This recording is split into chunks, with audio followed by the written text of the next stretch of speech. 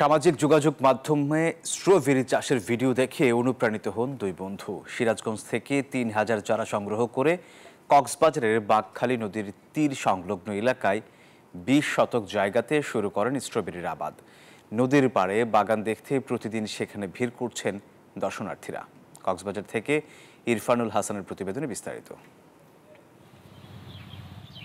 মাঠ জুড়ে সবুজের সমারোহ, গাছে গাছে সাদা ফুল, কোথাও কোথাও সবুজ, কাঁচা ও পাকা লাল স্ট্রবেরি ফল। প্রবাস ফেরত এরশাদ ও তার বন্ধু দেলোয়ার ভিডিও দেখে অনুপ্রাণিত হয়ে উদ্যোগ নেন স্ট্রবেরি চাষের। মাত্র ৩,০০০ চারা সংগ্রহ করে কক্সবাজারের বাঁকখালী নদীর পাড়ে ২৫ শতক জমিতে শুরু করেন স্ট্রবেরির আবাদ।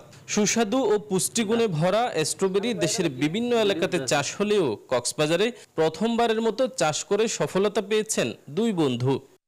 মূলত ইউটিউব থেকে দেখা, এরপর দেখতেছি আমাদের কক্সবাজারেও চাহিদা বেশি, তো তার থেকে এখন ২০ শতক জায়গায় আমি করছি, এরপর আলহামদুলিল্লাহ সফলতা হয়েছে। এই ঈদে জামা জুতো অ্যাক্সেসরিজের ডিসকাউন্ট। তারা জানিয়েছেন আগামী মৌসুম থেকে নিজেরাই উৎপাদন করবেন স্ট্রবেরির চারা। এছাড়া সফলতা পাওয়ায় আগামী বছর বাড়ানো হবে চাষের পরিধি। অনেক ভালো লাগতেছে আলহামদুলিল্লাহ। অনেক লোকজন আমাদের এখানে আসে বীর কিনতে, অনেক ভালো ভালো লোক আসে। সবাই এখানে ভালো নিজেরা চিড়ে নিয়ে নেয় ক্ষেত থেকে ভালো ফল। নদীর পাড়ে স্ট্রবেরির বাগান দেখতে আসছেন অনেকেই। ফল বাজারজাত করার আগেই মাঠ থেকে কিনছেন স্থানীয়রা।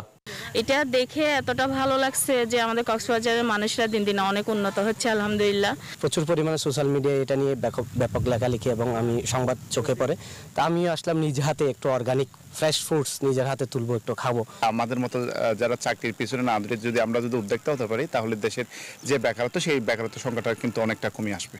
প্রয়োজনীয় সরকারি সহযোগিতা পেলে জেলায় স্ট্রবেরির চাষ আরও বিস্তার লাভ করবে, আর তা দেশের চাহিদা মিটিয়ে বিদেশেও রপ্তানি করা সম্ভব হবে বলে মনে করেন সংশ্লিষ্টরা।